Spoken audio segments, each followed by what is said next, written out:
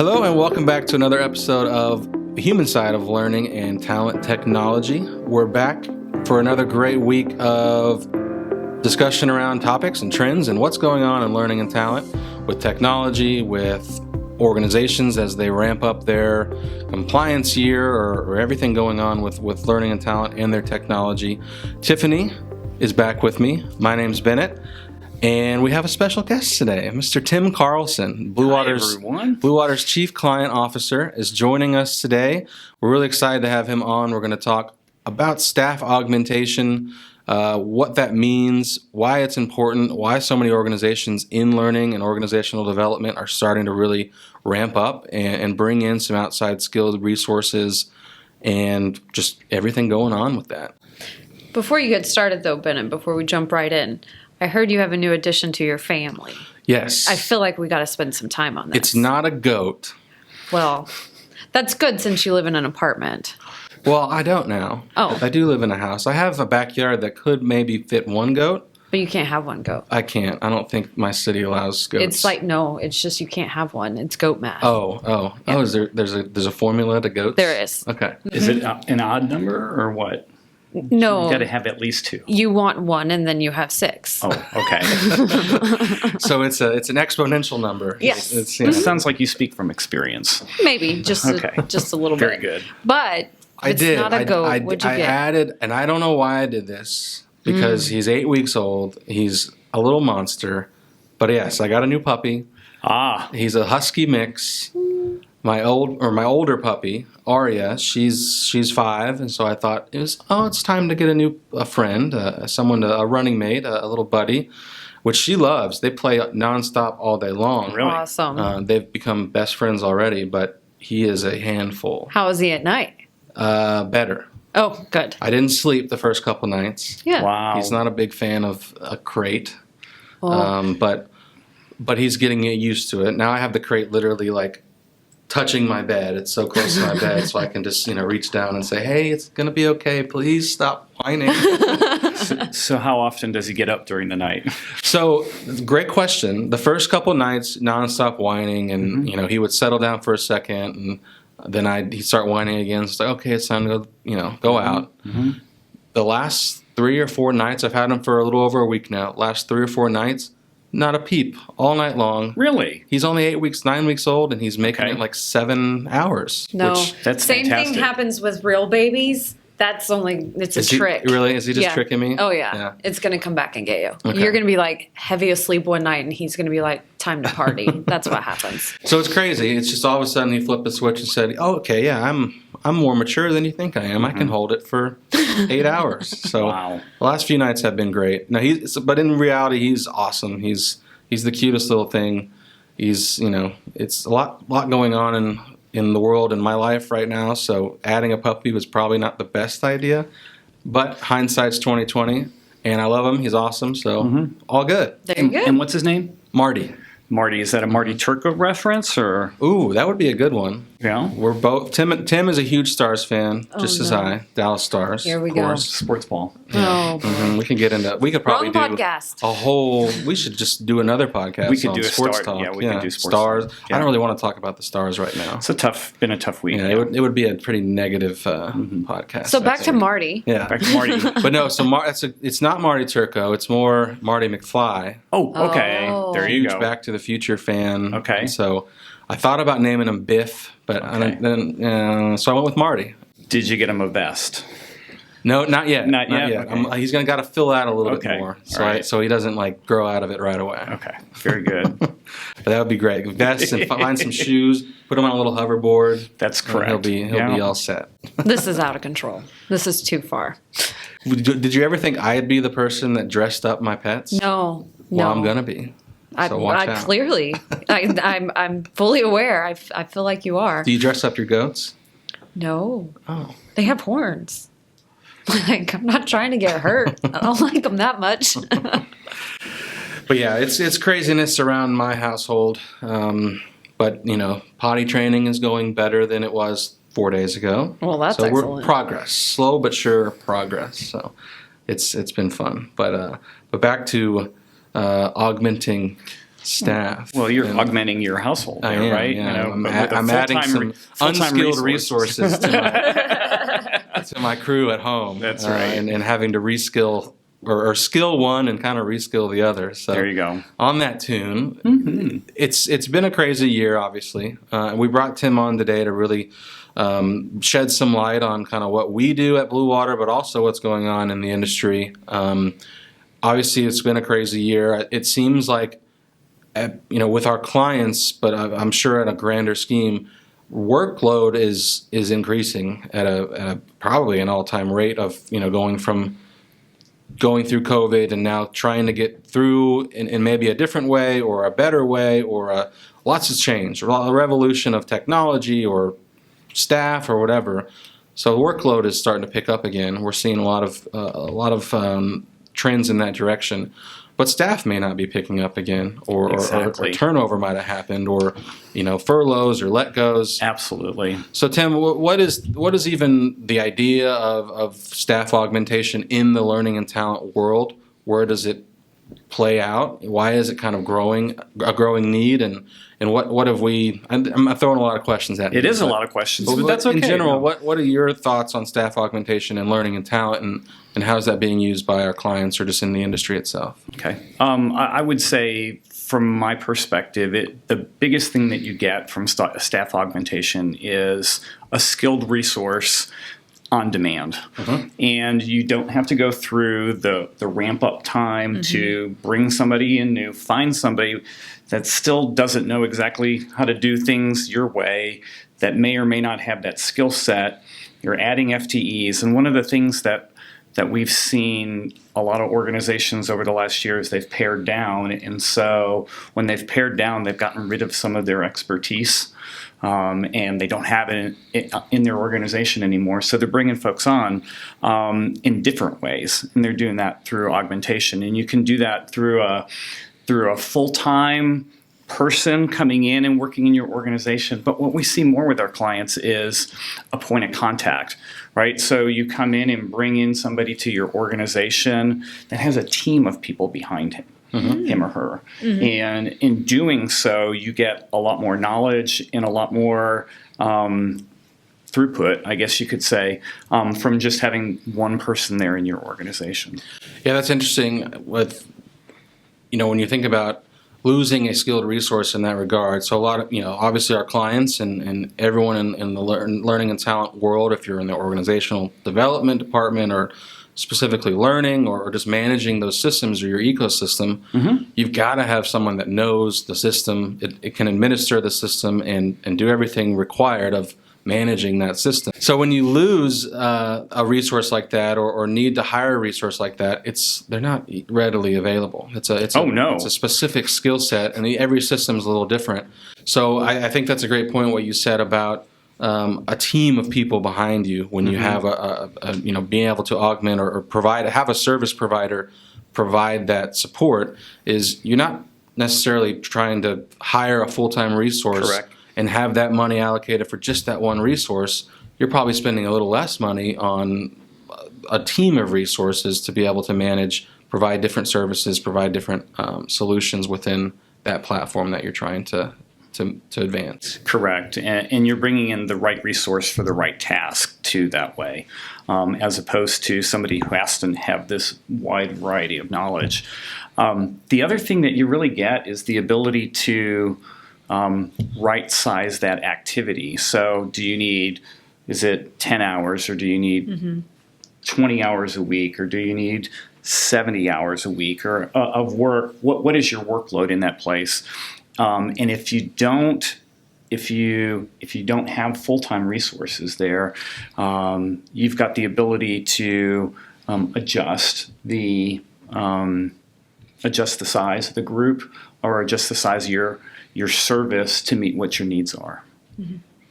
Yeah, adjusting and being flexible is what at Blue Water we provide. Obviously, a managed service solution, or to be able to help organizations that either need day-to-day activities completed in the system, out of the system, more strategic day-to-day or long-term type activities completed or everything in between. And the great thing about that is obviously we're flexible. We can bring in an entire team or just one person, two people, whatever is necessary. But at the same time, that doesn't mean you can't be looking and finding skilled resources to bring on internally. We're flexible to be able to scale it back, scale it up, work with you and the ebbs and flows of your business and your team to be able to support what's necessary. And our clients have worked with us in a number of ways when they've kind of had us fill in that way. And it's not, we talk about the technology. It's not just because we know how to run the technology as an expert or a company that can augment your staff. We're coming in, we know generally what the business process or business drivers have a tendency to be in the industry. We get to know you a little bit. We know the technology, so we can kind of bridge all of that together. So part of that is some of our clients, when they've gone out and they've found the resource, we're filling the short-term gap now. They found the resource. They've used us to help enable that resource to bring them up to speed in that position as well. So it's kind of a twofold solution for our clients. So we're a bit of an onboarding mechanism for their resources as well. Obviously, they would go through their internal onboarding process, but we can help fill that gap too of getting them up to speed on the system they're administering or the processes that we've maybe helped define or work with them on to implement, helping them get up to speed on the whole ecosystem and sphere of knowledge they need to know to do their job going forward. Yep. Yeah, and I think the other thing that you see is the work comes in cycles, right? So if you look at your performance management year, that's going to ebb and flow. If you look at compliance time for the year, that's going to ebb and flow. And so you've got to find a way to balance all of that out. And you need to ramp up or skinny down the service that you're needing at that time. And you've got the ability to do it through a managed service as opposed to having to hire somebody for busy season. Right, and it, there's more control over the cost to the business, right? You're not hiring a full-time resource that's overhead for 9 months out of the year and you're using them in 3 months of peak season. Or so you're not bringing somebody on and releasing them right away. We can come in, or any organization come in with the experts that you need at the time that you need them for the minute you need it, and then back to business as you need. Yeah, that's a great point. I think we see that in a lot of different areas. From my experience, I'd say the top things that I see the peak seasons hitting hard with are for example, we have a retail client who is obviously always creating new products and selling new products, and product training is critical to their ability to sell and drive revenue. Sure. So on a quarterly basis, there are tons of new courses that they're pushing out into their LMS platform to train sales associates, train managers, train their entire frontline staff on what this product is all about. It could be a brand new product or an upgrade to an existing product, but there's so many courses that their team is not able to, I'm sure they would be able to manage it, but the ability to have someone like Blue Water to lean on where they can continue focusing on what their day-to-day is and not have to spend, a week out of every quarter completely consumed in loading content and testing content really allows them to continue to drive forward versus always being stuck in that cycle of updating and managing course content. But also on the talent side, compensation, performance, those are annual or semi-annual cycles. And for smaller organizations or smaller teams that maybe it's easiest to go, okay, well, we'll just spin up the new or the old way of we've done it last year. We want to make changes, but we just don't have the time to make changes.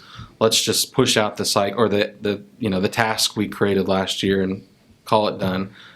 We're able to help, augment that and say, okay, we hear you. We know what you want to do. You don't have time to do it. Let us help you build a new task or build an annual performance review cycle or performance review task that matches what you're trying to do going forward, not what you've struggled with in the past. Yeah, we've actually had clients come back to us and say the fact that you've got somebody that is current and knows current functionality and knows what's coming in the next release and those types of things. Our clients appreciate being able to move forward instead of training somebody 2 years ago and then they're doing the same thing the same way all that period of time. So this is just a way to stay current too in terms of whatever activity you have going on right now. So is it safe to say staff augmentation can actually be an efficient way to gain peace of mind for our clients or for customers? Absolutely. For organizations? Yeah, absolutely. It's kind of like you become their insurance, right? You know, something crazy is going to happen in your organization that you need to be able to Respond rapidly to. Yeah, exactly. And you've got the ability to do that because you know you've got a person or a team of people that can come in and take care of that issue in the organization. So would you say there is a perfect client for this, or like a specific or organization size, or is it kind of across the board depending on needs of who would benefit most from this type of offering? Great question, Bennett. I would say it depends, right? Oh. There's the answer. You've probably done that one And we're not before, sponsored right? still, I promise. Yeah. Nice. The needs are different across different sizes and types of organizations, but the need to have it is not different. So as a smaller organization, I'm buying expertise and I'm bringing in folks at the right time to do the right task. As a larger organization, I've got the ability to stay current and not just stay with I've got the ability to bring in expertise at different times to help my staff, of folks in the organization. And then there's always going to be different needs in different parts of the organization. We have a client where we've started in one particular division, and we've been providing services to them for 3 or 4 years now, and then we go to another division in their organization and they need different kind of help. And we go to another division in their organization and they need a different kind of help. So, and when you have those decentralized groups, you actually become kind of the group that brings it all together to make sure that everybody's doing things the same way or having their needs met. So that's an advantage too. One of the other things, Bennett, that's interesting is with one of our clients, and it's one that we worked on together many years ago. They've had a lot of turnover in their organization, and we've actually been the steady voice for them for 6 or 7 years now in terms of maintaining what they're doing. Their people have come and gone during that process, but we know what needs to be done, and their organization can help meet their needs. And in that example, we actually know their processes before they do, because we've worked with them consistently for so long and they've had the turnover. We're actually helping the new individuals on the team understand their processes, why they do what they do around learning and compliance, because we have that information because we've been support for them for so long. Yeah, and going back to what you said earlier, Tim, about insurance, that's a perfect example of yes, that type of a situation, whatever partner you may have, services, to help augment your team, it is a comforting feeling to have someone to go back on. But insurance, to me, you call an insurance company because something really bad has happened. So it is a little bit of insurance. But at the same time, I think the best way to position it as an organization that is, hiring a firm to help them do that is to treat it a little bit like insurance, but also treat it as an extension of your team. Absolutely. Go to them regularly with discussions around, maybe not even around system, but just the overall strategy, and just so they know and understand your business. So they're not just waiting for your call, but they're proactively working with you to do those things that maybe come up and put out those fires that come up, but also really help be a strategic partner with you as you look to implement new processes, implement new pieces of functionality, or even just the day-to-day, the handling those administrative or day-to-day type tasks. Yeah, I think, we see it with our clients. There are some of them that just want to utilize transactional services so that they don't have to build that knowledge in their organization, or we can do it more efficiently than they can do it. But then we have other customers that really do want us to come in and have those conversations with them and allow us to influence where they're going based on what we know about their industries or their particular problems. And so, that just speaks to the different types of needs there are. There's the extra set of hands. I just need more bodies. I just need more people to keep the things moving, versus I need somebody to come in with some direction because this is something we haven't done or something new that we're doing, and I'm looking for your expertise and in your experience with other clients or in other industries, and we can bring that to the table. So that's the thing about staff augmentation. I'm not just looking for, a thought leader. I'm not just looking for a new person that could be on my team, but instead of hiring them, I'm going to go outsource it.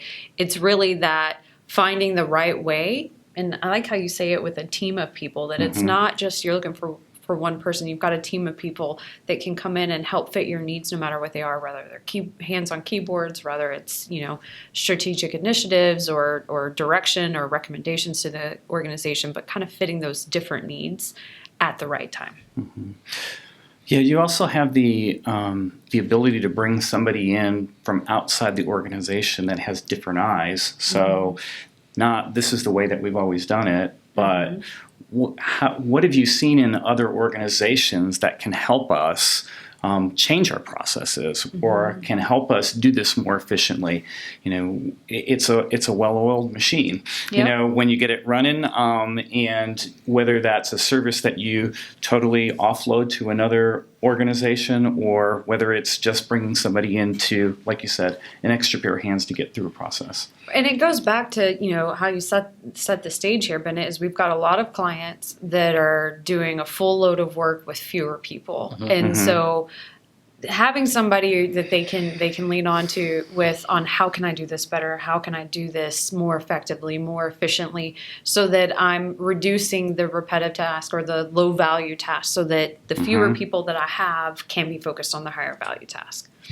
Exactly. And I think, especially in learning and talent and managing technologies in the ecosystem, and that it requires that team of people, depending on what you're looking to do. But also, it's a really important, in some managed service or staff augmentation and maybe more general IT or even other systems, you pick up the phone or put in a ticket, you don't really ever know who you're going to talk to, right? But in this industry and how we set it up, but I'm assuming how it's set up kind of for other providers as well, is you kind of have to know who you're going to talk to, because it's more than just a button here or a button there. It's that bigger strategic approach, or at least understanding of your business, because of how these systems are so flexible and compatible to very specific processes and needs. So I think it just helps add that extra layer to your team and extra support to your team to be able to do that. One last question for you, Tim. When I'm looking, or when an organization is looking to do this, what are some things they need to look out for or think about from a cost or budget perspective to be able to, I always like a great solution is going to be expensive, right? A bad solution is going to cost you a fortune. I like that saying, and so sometimes when people look at it, wow, this is a lot to bring on a team of or a staff augmentation potentially, depending on what resources you're looking to augment or what team you're looking to replace. But all the services that it provides, all the support that it provides, how do I compare it apples to apples, or how do I kind of compare a budgetary perspective on if I'm looking for that type of service? That's the big challenge. What's the return on the service that you're going to get? You need to look at the service levels that the organization's going to provide. You need to understand the billing mechanism or the cost mechanism within the contract, because different organizations could do it based on ticket level or hours of effort or different different measures there. I think the other thing that you're looking for is somebody who you're talking to. So people have had different experiences with outsourcing and such, but you have to remember who's going to be utilizing that service, and that's an extension of your team in doing so. So you're going to have that team be able to talk as you in your voice in order to represent your organization. So I think that those are things that are critical. I have one more, and this is something that I do here. I lead a large team here at Blue Water, and it's part of it is if we're looking to potentially go out and look for augmentation versus just hiring, I'm looking at how quickly am I going to need the person to be up to speed and enabled? Is it somebody that I have time that I can train and invest in the person before I need the expertise?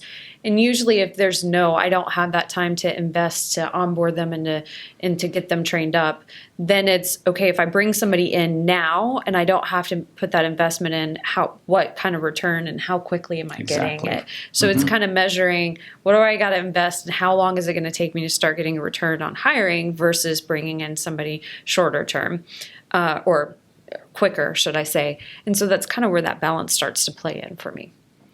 Great. Great thoughts. I really appreciate, everything that Tim, obviously your expertise and how we structure that, but also what's going on in the world of learning and talent and how organizations are kind of pivoting right now as they are focusing on moving forward and moving the business forward and getting out of either a slump or a revolution or things have changed obviously, so it's important to kind of stay in front of these things. So thanks, Tiffany. Big thank you to Tim. You're very welcome. If you'd like to know more about our thoughts, especially around our Blue Water Assurance offering, or any questions on what we talked about today, feel free to like and subscribe and comment on the podcast, or reach out to myself or Tiffany directly.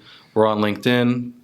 We are on our website, easily findable there. And Tim, we'll put Tim's cell phone number on the description. I love home address too, just in case they want to swing by and have a conversation. Anytime, day or night. He's a night owl, so like 3 a.m. Give him a call. It's my time. Yeah, that's when he's really focused on helping solve some client needs. It's a 24/7 thing. It is, yeah. But no, we really appreciate you tuning in today. Thank you, Tim. Thanks. It's been a pleasure having you here and taking some time out of your busy schedule. So I hope we'll do it again. Absolutely. We'll see. We would love to. Well, thanks for tuning in. Please like and subscribe us and share us with your friends and colleagues if you enjoyed what you heard today. We'll be back next week as we talk a little bit more about analytics and reporting and how our decision analytics framework impacts clients and kind of the overall look and feel of that. So we'll catch you next week. Thanks for tuning in, and hope you have a great rest of your day. Good luck sleeping. Thanks, Bennet.